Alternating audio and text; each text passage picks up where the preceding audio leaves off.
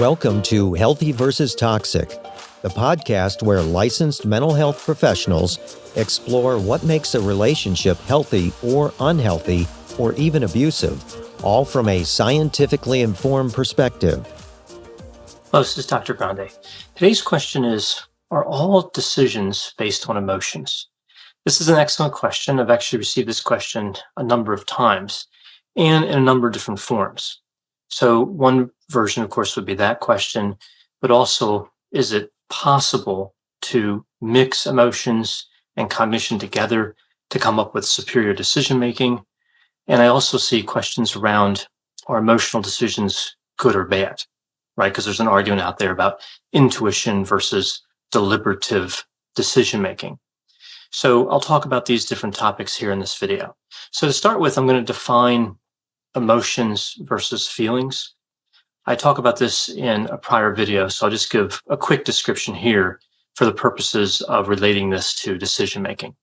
So we could think of emotions as automatic and temporary. Also, you could think of them as basic. We know emotions are the same across all cultures. For example, if we look at the model that has 6 basic emotions: anger, fear, disgust, happiness, sadness, and surprise. All 6 of those emotions exist everywhere in the world. Feelings are a little bit different. Feelings are emotions that have been processed cognitively.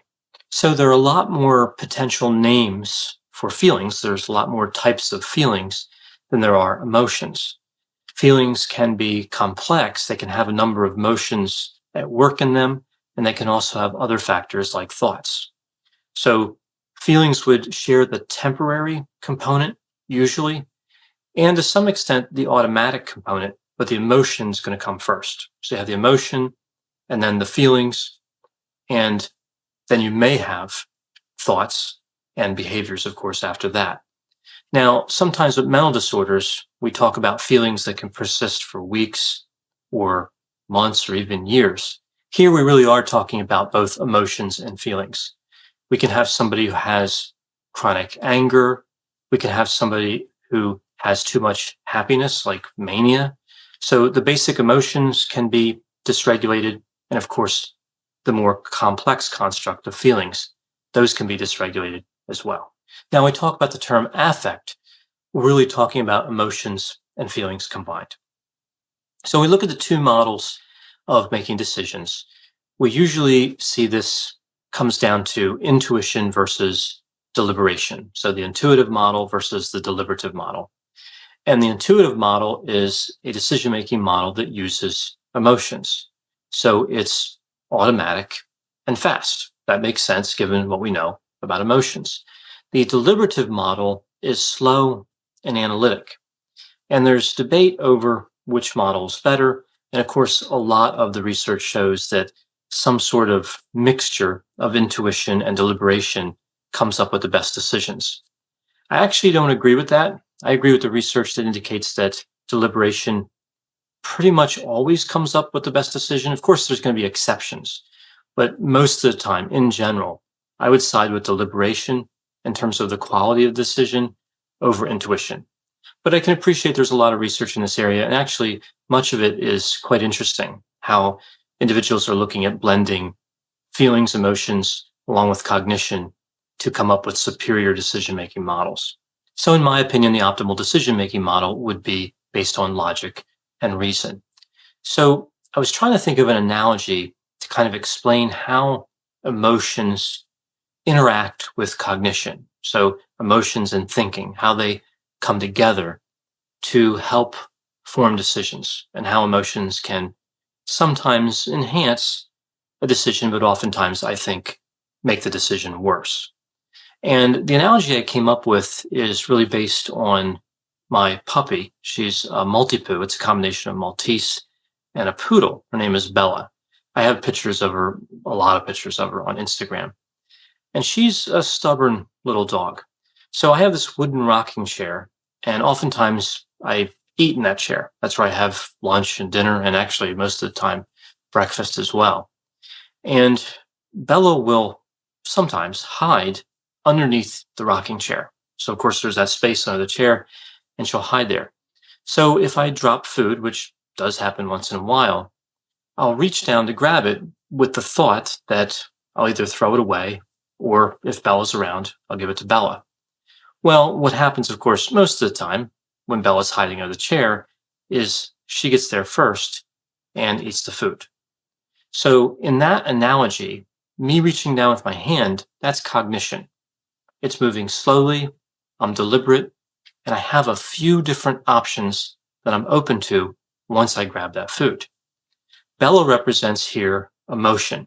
She gets there faster than me, and she always does the same thing. Another part of this analogy is because Bella is hiding under my chair, it really is like a person who has their emotions just below the surface. So she's oftentimes there, lurking, waiting to come out and grab that food. So if, figuratively, you have a multi-poo hiding under your chair, it may be a good time to talk to a counselor about coming up with coping strategies to regulate those emotions that are just beneath the surface. If you literally have a multi-poo hiding under your chair, well, that's okay. I don't think that's really a problem. Obviously, I have that same thing going on and it doesn't seem to create any trouble. So clearly my analogy is a bit simplistic because with my analogy, when Bella arrives, she always gets the food. So there's not really cognition and emotion interacting, right? It's not like my hand gets there at the same time and there's some battle over the food. She always wins. In real life, when we think about emotions and cognition, we're really talking about emotions getting on the scene first and cognition getting there a little later. So really emotions have the head start here. But of course, I believe the decisions have to be made cognitively. So cognition has to be present for every emotion. So this really undermines the defense I've oftentimes heard when people act out in anger, that the anger took over and there was no thinking involved and they couldn't stop their behavior. Yes, the cognition is underrepresented in those first few seconds, to be sure, but it's still there. And it's really a struggle between the cognition and the emotion to see who will win out and also to see how much influence the emotion is going to have in the decision-making process. Generally, as I indicated, I think that decisions that are cognitive tend to be better decisions most of the time. Now, of course, there are exceptions to this. We know, for example, with fear. Fear can be a good thing sometimes. But just like any emotion, if there's too much fear, that can be problematic. We see disorders that have a lot of fear, like borderline personality disorder has a fear of abandonment that tends to persist for many years. It can be quite destructive, and it can also lead to a lot of other types of problems. Now, if we take a look at another emotion that's associated with problematic decision-making, we look at sadness. So sadness is kind of unusual, though, in one sense. A lot of times when individuals are sad and they're going to make a decision, they tend to ruminate more. So they actually tend to be a little bit more realistic and weigh the pros and cons more carefully. The problem is that rumination can take too long. So sadness can actually make decisions, some decisions, take so long that the timing becomes problematic because some decisions have to be made in a certain amount of time. So sadness may increase rumination, but overall, it still distorts cognition. It still decreases the quality of decisions. We also know that individuals who are sad tend to lower their goals, and that's not usually considered a good thing. That's unrealistic. So the last emotion I'll talk about here in terms of giving examples of how emotions can lead to bad decisions will be anger. And by far, this is the single most popular emotion we see associated with really, really bad decisions. So a lot of times when you work with mental health disorders, unfortunately, some disorders have an association with certain types of criminality, like substance use disorders or antisocial personality disorder, sometimes borderline personality disorder and narcissistic personality disorder. So you will, as a clinician, treat clients who have made bad decisions. They'll come in, they maybe were incarcerated or had some other type of legal problem. And you'll ask them, what happened? What happened that started all this? And a lot of times what you find is an impulsive decision is at the root of a lot of the problems. Of course, other factors occurred before that impulsive decision that really caused everything. But the proximate cause, what they got in trouble for, was an impulsive decision. And this makes me think of one of the facets of impulsivity called negative urgency. Negative urgency is when there's a negative emotion and somebody can't resist that negative emotion. It overwhelms the cognition, or they make a decision to allow it to overwhelm cognition and they act on it. We also see positive urgency too, which is when there's a positive emotion and somebody fails to restrain that emotion. But a lot of times with criminal type behavior, it is negative urgency. And a lot of times, even within that, of course, it's anger. And what I hear so often is that the anger is automatic. Well, of course, it is automatic. The anger is automatic because it's an emotion.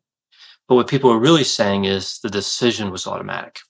So they decided to assault somebody or steal something impulsively, and they feel as though the anger took over and made them do it. But again, there is a cognitive process there. So the anger is an aggravating circumstance. Sure, it did contribute to the criminal act, but cognition was still there. There was still an opportunity to think and to make a better decision. The research literature tells us that in terms of anger and decision making, that anger is associated with risky decisions and with an extremely high level of confidence, which of course in decision making can be a really bad thing. We also see that anger is associated with blaming others for negative events. So instead of believing that something happened because of random error or because of a faulty system, someone who's angry will tend to blame an individual, which of course in decision making would increase the risk of an assault.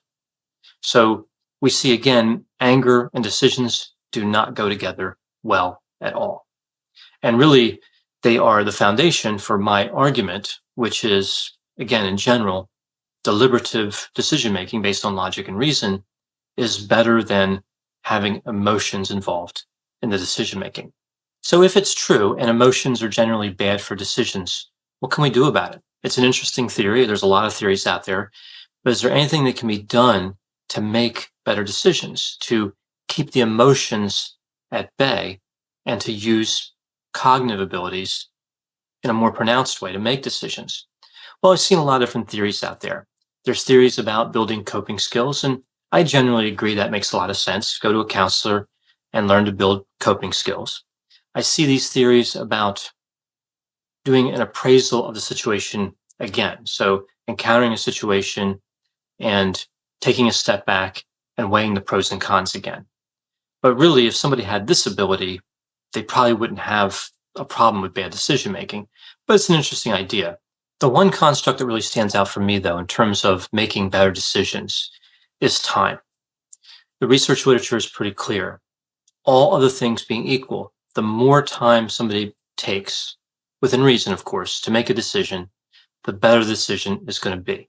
And by within reason, I mean, of course, some decisions you don't have a lot of time to make the decision.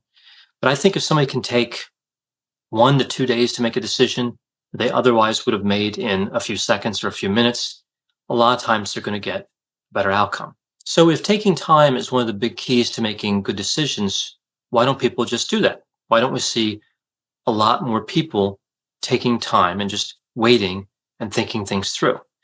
Well, because time is the opposite of what the feeling is asking for.